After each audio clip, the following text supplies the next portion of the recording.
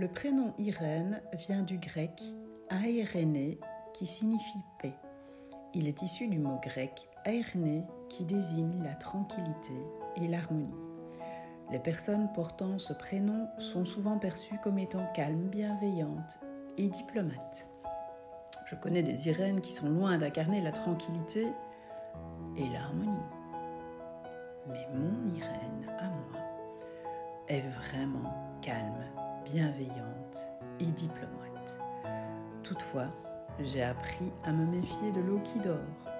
Aujourd'hui qu'elle atteint un âge canonique, on ne va parler que d'elle. Comme tous les jeunes, nés dans les régions d'Eupen-Malmedy-Saint-Vith dans les années 40, son entrée dans la vie ne fut pas des plus simples. Irène est née le 11 avril 1945 et la guerre lui a sérieusement compliqué la vie. Son père vivant à Amblève fut nommé instituteur à Thierrymont. En 1931, sa maman habitait le café, boulangerie et épicerie du village, situé juste en face de l'école. Attirée par ce grand jeune homme austère, elle finit par l'épouser en 1939. En mai 1940, la guerre éclata et la région fut annexée par les Allemands. La nationalité des habitants changea brusquement et l'instituteur fut prié de ne plus parler français. Ses cours et son programme furent adaptés aux exigences du nouveau comité organisateur. Sa grande sœur Angèle naquit en août 1940, suivie de son frère Walter, né en février 1942. La vie au village continua jusqu'à ce que l'armée allemande connût la débâcle de Stalingrad et la perte de 250 000 hommes. L'Allemagne, ayant un besoin criant de recrues, obligea alors toutes les régions à alimenter la machine de guerre. Son papa fut enrôlé en février 1943. Après une formation en artillerie, il fut envoyé en Bretagne, puis traversa la France, le nord de l'Italie, la Yougoslavie, la Hongrie et enfin l'Ukraine, où il fut grièvement blessé le 18 mai 1944 à Strij, en Galicie. Après quelques semaines d'hospitalisation, il obtint une permission du 15 juillet au 15 août 1944 à Ondorval, Thierrymont, le débarquement ayant eu lieu en juin 1944. Après son congé, il fut envoyé dans les Vosges comme Volksgrenadier.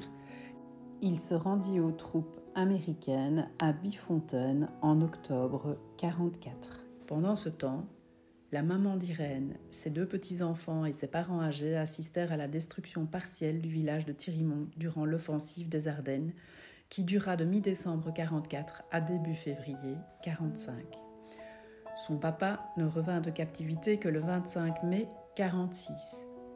Il avait été remplacé par un instituteur bon belge et trouva un travail d'employé aux papeteries de Malmedy.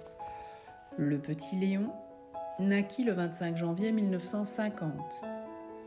À la fin des années 50, son papa apprit que l'Allemagne recherchait des instituteurs.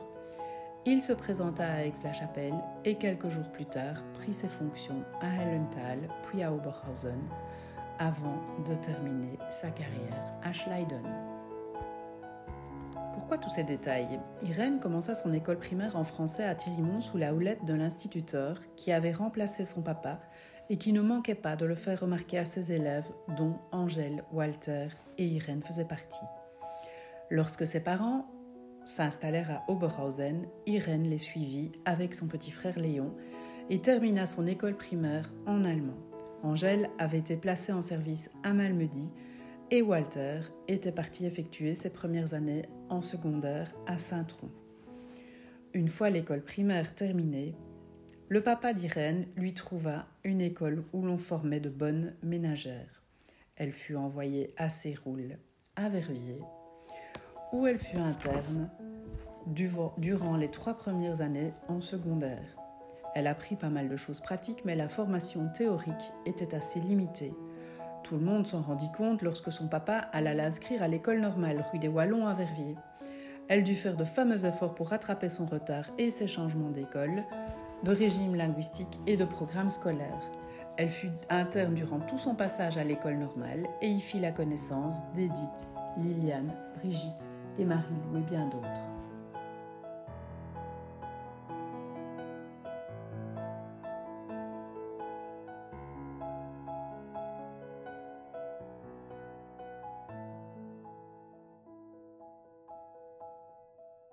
En 1965, Mon frère Armand fêtait sa démobilisation. Il avait effectué son service militaire à Verviers et avait invité certains de ses copains de chambrée, dont Georges Collienne de Thirimont. Georges s'était fait conduire par un de ses amis instituteur à Oupey provenant de son village, Walter Schröder. Walter revint chez nous plusieurs fois et à Noël 65, il nous présenta sa petite sœur, Irène, qui terminait son école normale. Le coup de foudre fut immédiat, pour moi du moins. Une fois entrée dans sa nouvelle vie d'enseignante, elle trouva une place de remplacement à la Calamine, puisqu'Irène parlait parfaitement l'allemand et le français. Après la Calamine, elle trouva une place à l'école d'application de l'école normande germanophone, située rue de Montjoie à Eupen. Elle devint amie avec Lydia Kerst, Jeanne et Daniel Lecrenier, Bruno et Mia Fagnoul notamment. Elle chercha un logement et découvrit la famille Thyssen et la famille Neumann-Rubelmerine. Elle avait acheté une Volkswagen d'occasion à son cousin Joseph Cooper. Le samedi matin, j'arrivais en train jusqu'au Welkenrath où elle venait me chercher et nous retournions à Thirimont très souvent en passant par Zurbrood où habitait le père de sa collègue Renate Coleman.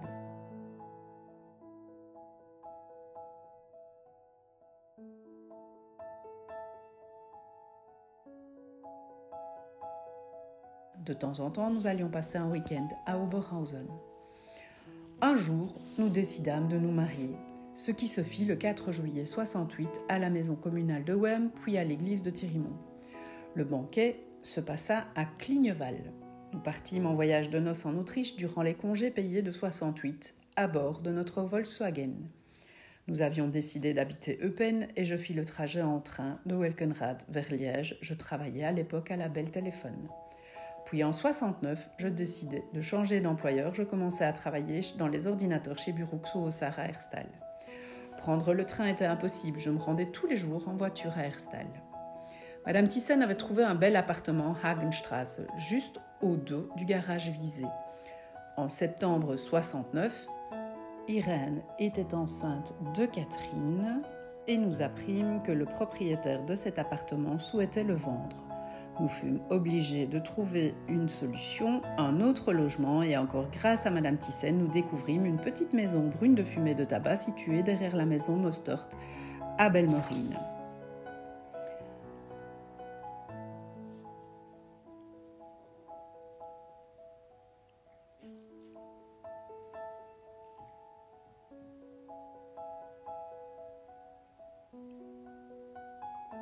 Irène acheta à notre voisin Gert Visé une mini d'occasion. Catherine et Michel firent leurs premiers pas tout en fréquentant l'école à Belmerine et même la classe de leur maman rue de Montjoie.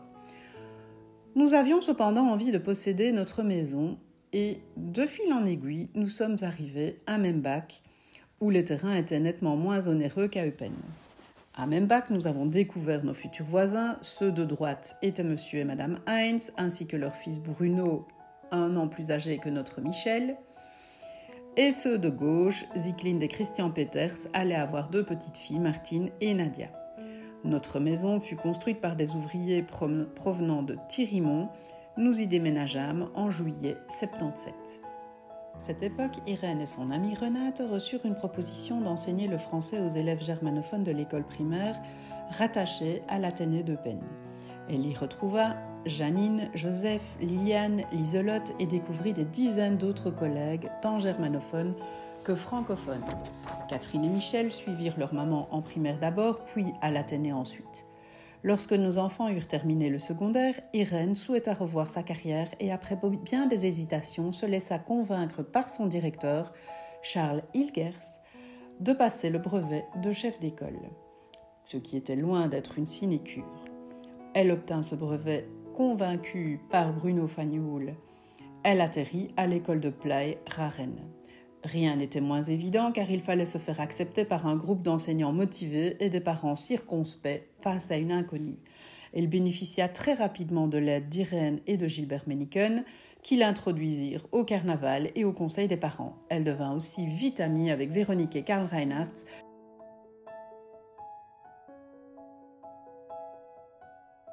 et finit par convaincre tout le monde, devenant la plus grande amie de Liselotte Lux et d'autres enseignants, dont Ingrid Bosch. Au moment où Irène arrivait à Playa Raren, Catherine terminait l'université et avait découvert son amoureux. Ils se marièrent et Lisa venait égayer rapidement la famille. Michel avait passé une année Erasmus à Hull pour perfectionner son anglais, mais avait aussi découvert l'espagnol. Lors de la naissance de Lisa, il attendit son baptême pour s'envoler en Espagne. Il débuta par Séville où il rasait les murs pour migrer vers la Corogne où il travaillait chez Zara et enfin à Palma où il a travaillé chez Camper. Et c'est là qu'il a rencontré la belle Magali. Entre-temps, Lisa avait eu un petit frère, Sacha, et une petite sœur, Emma, en novembre. Emma a eu des problèmes cardiaques et a dû être opérée à Saint-Luc. Elle fut très bien soignée puisqu'aujourd'hui, elle court des semi-marathons. Une des pires années d'Irène fut l'année 2001. En mars 2001, elle perdit sa maman Maria Collienne. En septembre 2001, son papa Martin Schröder se retrouva hospitalisé pour un problème de hanche, mais malheureusement décéda à l'hôpital. Et le pire, car le plus révoltant et le plus inattendu, fut le décès de sa grande sœur Angèle, décédée lors d'un tragique accident de la route. Nouvelle étoile s'éclaira en 2004 lorsqu'arriva chez Catherine et Daniel le petit dernier, Lucas, un peu boxeur depuis toujours. Un jour, Daniel et Catherine nous annoncèrent qu'ils allaient faire un tour du monde en famille grâce à un Defender acheté en Angleterre. Nous dûmes faire avec et sommes allés les retrouver en Afrique du Sud.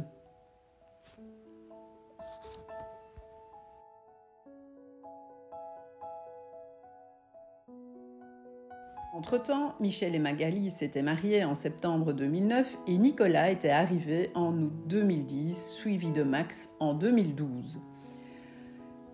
Catherine et Daniel nous firent part de leur nouveau projet, un tour du monde en catamaran cette fois.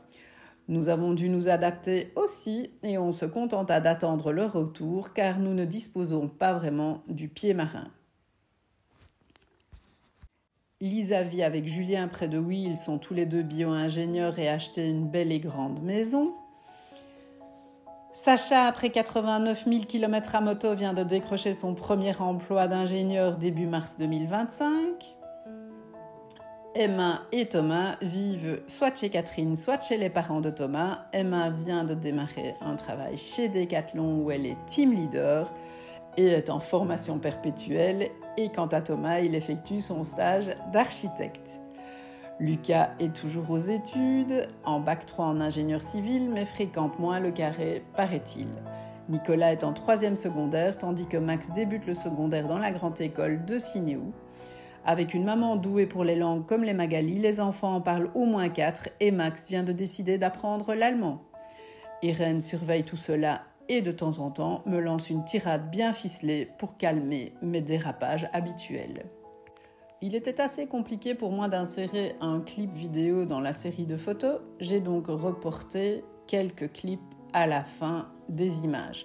Ces clips ne sont pas sonorisés car ma caméra Super 8 ne le permettait pas.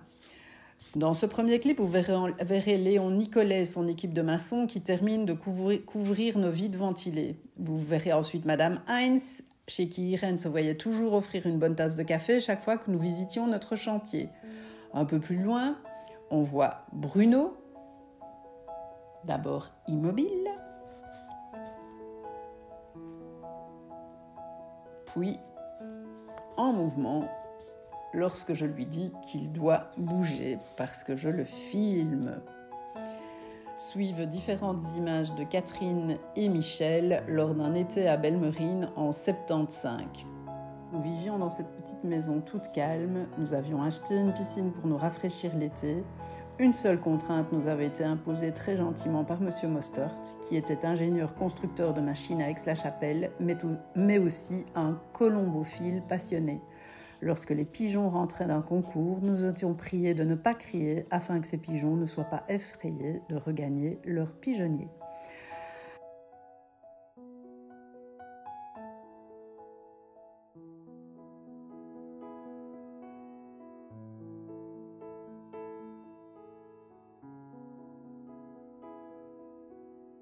à bientôt pour fêter les 90 ans de notre Irène.